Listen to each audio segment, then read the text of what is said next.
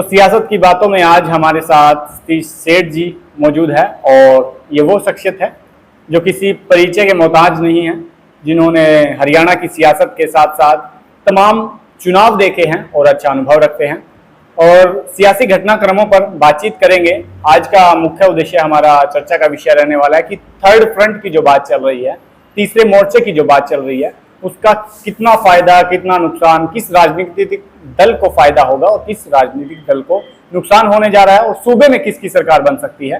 सीधा इन्हीं से बातचीत कर लेते हैं। सेठ साहब, बहुत बहुत स्वागत है आपका। आपके दर्शकों को नमस्कार जी। आपके लिए भी शुभकामनाएं चैनल के लिए। जी धन्यवाद सर।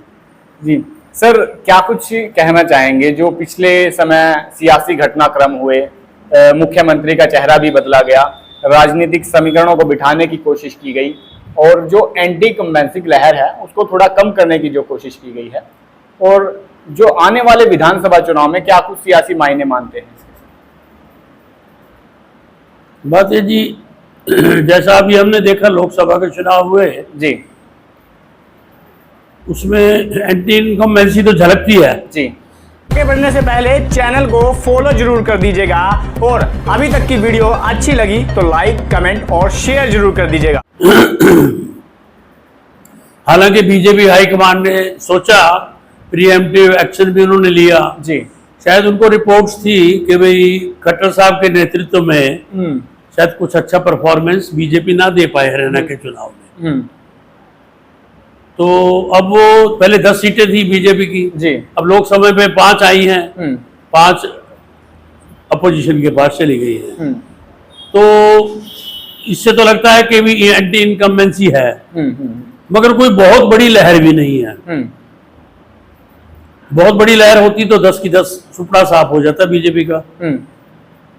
ये भी माना जा रहा है कि जो तमाम प्रत्याशी लेकर आए वो भारतीय जनता पार्टी दूसरे दलों से इंपोर्ट करके लाई और जो जिताऊ कैंडिडेट पर दाव खेला, जैसे नवीन जिंदल का उदाहरण हम यहाँ पर लेते हैं, तो यहाँ पर भी काफी टक्कर देखने के लिए मिली। सर, मेरी धारणा रही है कि भाई जहां पर अपनी तरफ से उन्होंने जिताऊ कैंडिडेट देखा, मगर हल्के के हिसाब से, कॉन्स्टिट्यूएंसी के हिसाब से लोगों में उस व्यक्ति की क्या छवि है, कितनी उसकी विनेबिलिटी है, वहां पर राजनीतिक समीकरण क्या हैं, जातीय समीकरण क्या हैं, इनके ऊपर बहुत कुछ डिपेंड करता था।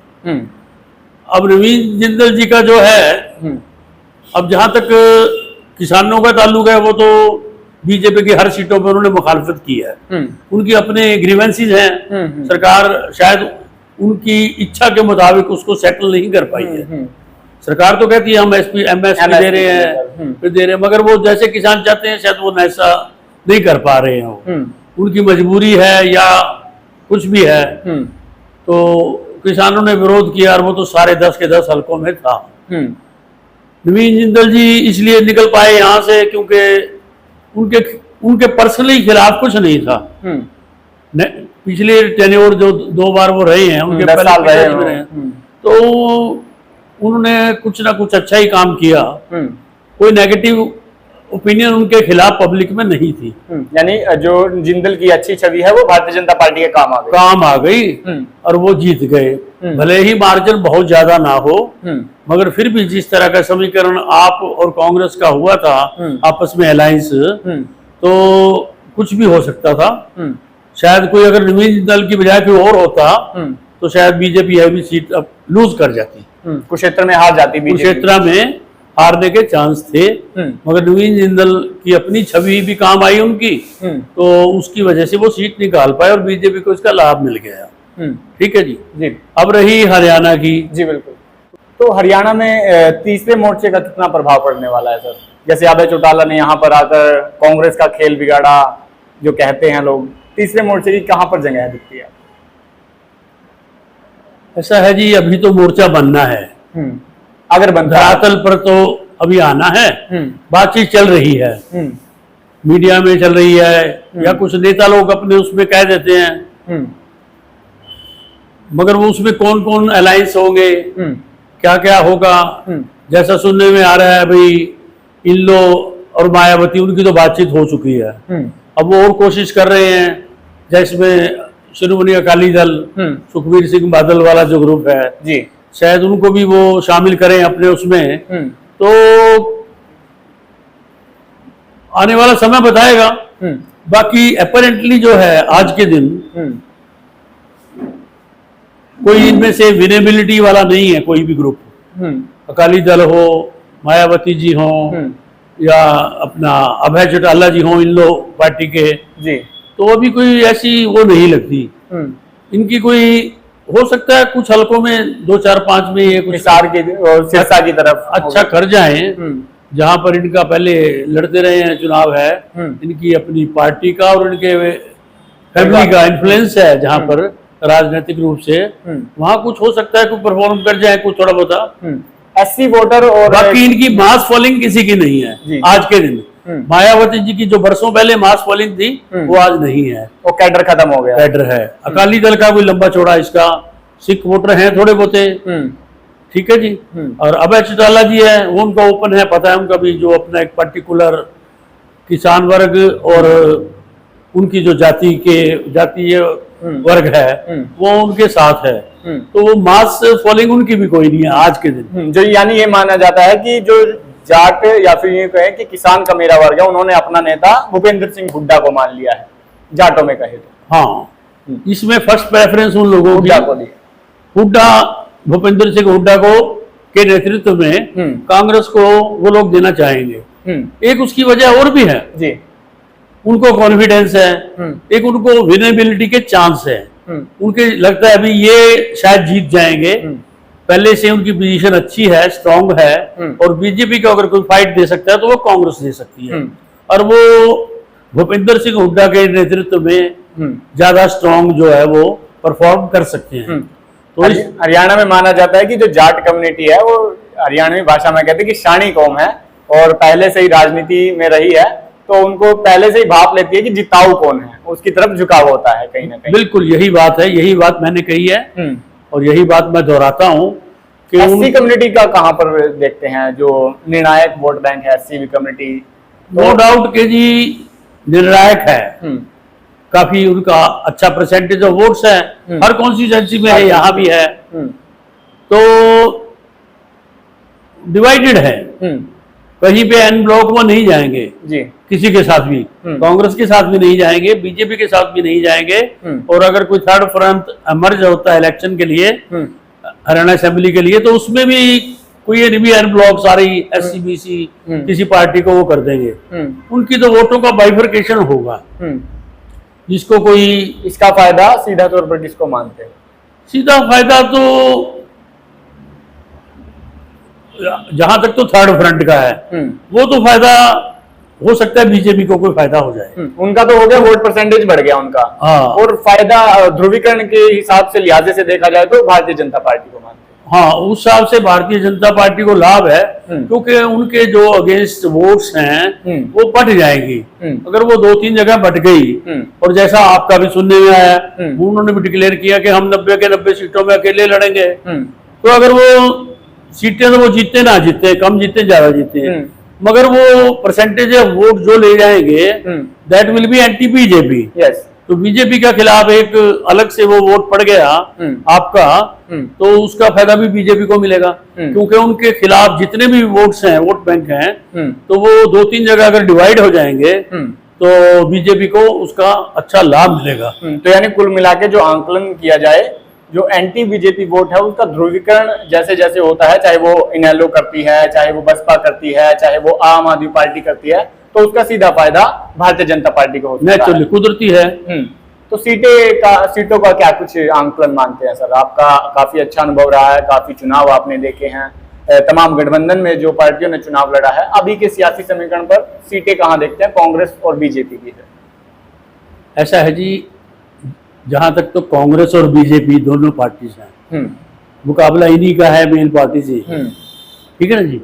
अब वो जब पिक्चर सामने आएगी, जो चुनाव की तरफ बढ़ रहे हैं, नए समीकरण बनेंगे, तो उस समय जो है पिक्चर साफ होगी कि भाई कौन किसके साथ जाता है, उसके साथ कौन सी जातियां जाती हैं, कितना उनका वोट बैंक एक पार्टी ले पाती है या एक ग्रुप ले पाता है, उसके ऊपर डिपेंड करता है। तो आज हम ये कहें भी बीजेपी के लिए कोई इजी गोइंग है, ऐसा भी नहीं है, आसान राय नहीं है बीजेपी। हाँ, अगर कोई कहे भी कांग्रेस के लिए, क्योंकि एंटी बीजेपी जैसे कह रहे हैं इनकम्बेंसी, एंटी इनकम्बेंसी है, तो ऐसी कांग्रेस के लिए भी कोई स्मूथ वो नहीं है।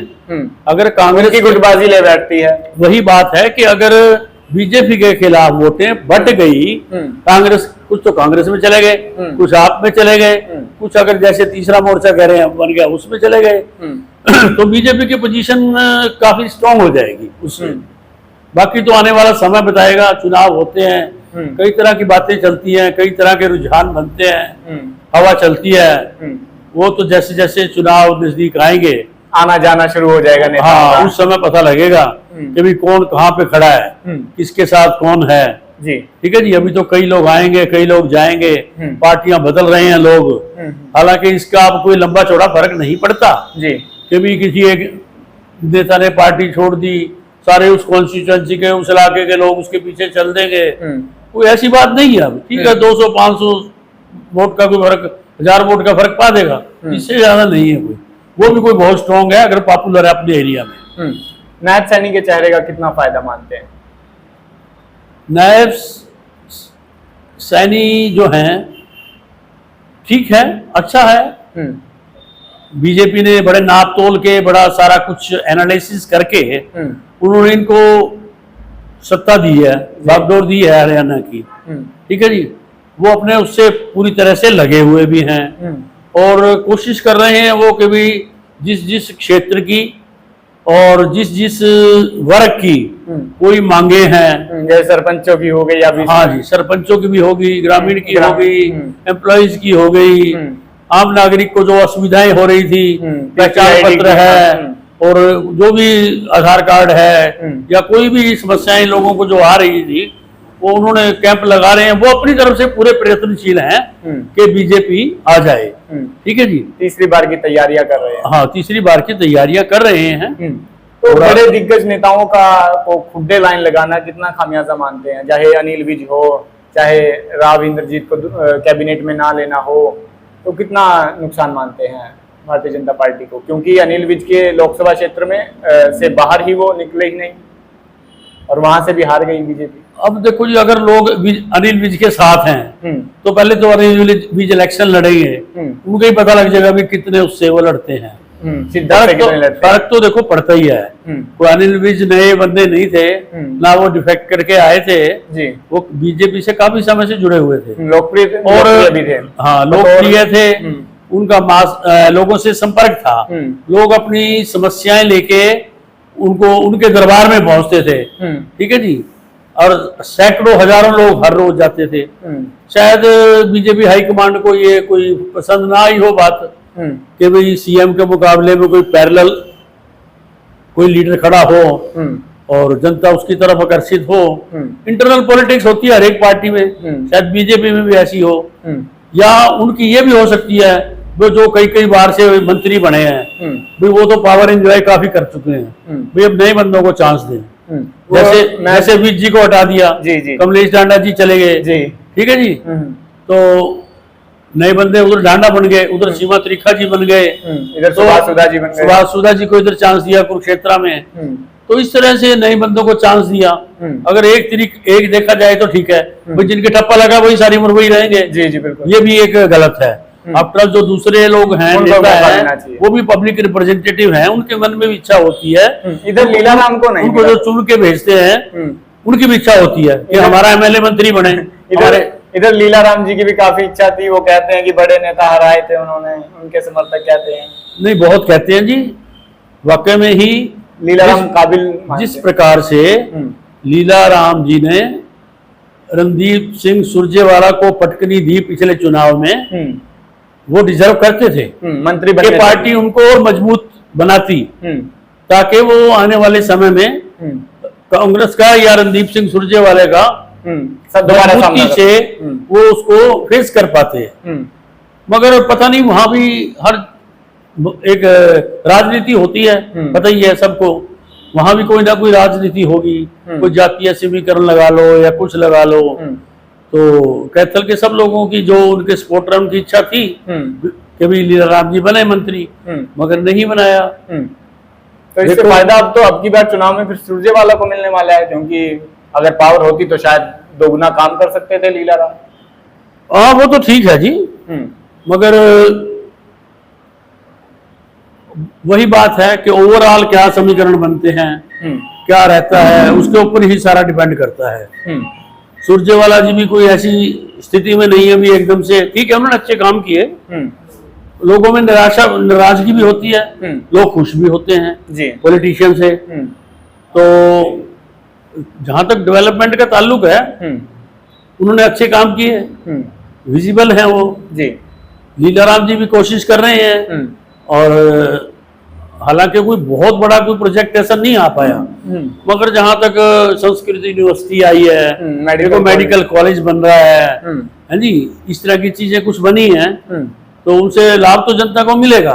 और वो बीजेपी के टेन्योर में बनेंगी, या बीजेपी के उनके द्वारा इनिशिएट की गई है वो यानी पत्थर तो उनके नाम का लग चुका है या लगेगा। तो वो कंप्लीट तो कब होगी, क्या कौन सी सरकार होगी, तो भगवान समय बताएगा आने वाला। मगर सुरजेवाला जी का जिसका भी होगा, अब बीजेपी का कैंडिडेट कौन आता है, अब अगर लीलाराम भी आते हैं, तो अगर लीलाराम की स्थिति कमजोर होती है, तो उसमें ज्यादा बीजेपी का हाथ है, पार्टी का। अगर लीलाराम को दोबारा टिकट दी जाती है और वो हार जाते हैं, तो बीजेपी के कारण हारे। हाँ, अगर उनकी स्थिति कमजोर होती है लीलाराम की रणदीप सिंह के मुकाबले में, तो अभी तो रणदीप सिंह का नहीं पता, वो तो राज्यसभा के मेंबर हैं, उनके कोई परिवार से लड़ता है, या कोई ऐसा बंदा कोई स्ट्रांग आ जाता है कि भाई पार्टी सोचे नहीं भाई इनके परिवार को नहीं देनी, किसी और को देनी है, परिवारवाद के हम अगेंस्ट जाएंगे, परिवारवाद को हम, जैसे लोगों में बातचीत है, ये कांग्रेस जो है परिवारवाद को समर्थन करती है, उनको बढ़ावा देती है, तो हो सकता है रणदीप सिंह को ना भी मिले। तो अगर रणदीप सिंह को मिले और लीलाराम को मिले, टक्कर अच्छी होगी। फिर भी जैसा मैंने पहले कहा है कि भी अगर लीलाराम इलेक्शन में कमजोर रहते हैं टिकट मिलने के बाद, और सुरजेवाला या उनके द्वारा समर्थित किसी उम्मीदवार का चुनाव होता है, तो उसमें लीलाराम की कम वो मानी जाएगी। लोगों को पता है कि सरकार ने कितना, यहाँ पे सिटी स्क्वायर सेंटर है जो पुराने बस स्टैंड की जगह 10 साल हो गए ऐसे ही पड़ा है, कुछ नहीं हुआ। एक पार्किंग बननी थी, शहर में पार्किंग नहीं है, वो मल्टी स्टोरी पार्किंग बनेगी, 10-12 साल हो गए। हाँ, सुनते हुए ठीक है जी, तीसरी टर्न और बीजेपी की आ जाएगी, पता ही नहीं। मतलब है जैसे सीएमओ को तो पता ही नहीं था भी वो कह रहा है, इस प्रकार की लोगों में एक वो थी बात। तो हो सकता है गलतियां सुधारें, कुछ लोग करें उसको, अपने रिजेंटमेंट शो करें और दिखाएं भी हाँ ये चीजें जरूरी हैं। सर यहाँ पर एक बात और देखी जाती है, जो जातीय समीकरण की बात करें, 14 में राव सुरेंद्र को टिकट दी गई भारतीय जनता पार्टी के द्वारा, 19 में लीलाराम को दे दी गई, वो भी गुज्जर समाज से, ओबीसी से आते हैं। वो तीसरी बार लगता है कि इसी समाज से या फिर गुज्जर समाज से ही टिकट आए बीजेपी को। रिपीट होने की कितने चांसेस मानते हैं, क्योंकि अग्रवाल समाज के भी काफी चेहरे हैं जो ऐसा जी। अगर तो गुज्जर उम्मीदवार हुआ, मेरा जहां तक उम्मीद है लीलाराम जी को ही मिलने की उम्मीद है। ठीक है जी, सिटिंग एमएलए हैं। अब जो चुनाव हुआ लोकसभा का, कैथल से बीजेपी को लीड मिली है, और नवीन जिंदल के जीतने में कैथल हल्के का बहुत बड़ा योगदान है, जिसमें लीलाराम जी का भी पूरा योगदान है। तो अगर किसी गुज्जर को मिलती है तो लीलाराम जी का नंबर पहले ही है, मेरे ख्याल नहीं कि दूसरे पार्टी किसी को देगी।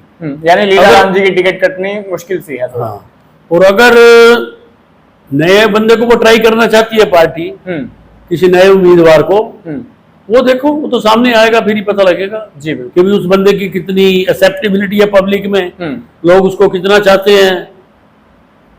लीलाराम जी थे जो पिछले उसमें इलेक्शन में टक्कर दे गए सुरजेवाले को, आम आदमी के बस का काम नहीं था ये। उनकी फॉलोइंग है, उनके पास अच्छे वर्कर्स हैं, स्ट्रॉन्ग वर्कर्स हैं, तो उस स्ट्रॉन्ग को फेस करने के लिए स्ट्रॉन्ग आदमी चाहिए था, जिसके पास पार्टी की भी बेस हो और खुद भी स्ट्रॉन्ग हो, वोट बैंक भी हो। तो वो चीजें सारी लीलाराम जी के पास थी, तो इसीलिए उनको प्रोजेक्ट किया गया। चलिए बहुत बहुत धन्यवाद। देखो समय बताएगा आने वाला। सूबे के तमाम हलके और सूबे की सियासत पर तीखी और पैनी नजर हमारी बनी रहती है, तो तमाम लोगों से आपको रूबरू करवाएंगे और टिकटाकियों की दौड़ में जो जो चेहरे हैं उनसे अक्सर हम आपको रूबरू करवाते हैं। तो सियासत के दिग्गज धुरंधर कद्दावर नेताओं के साथ सियासी विश्लेषण भी हम आपके साथ लाए हैं। तो चैनल को फॉलो जरूर कर दीजिएगा और वीडियो को ज्यादा शेयर कर दीजिएगा ताकि तमाम अपडेट आप तक पहुंचती रहे।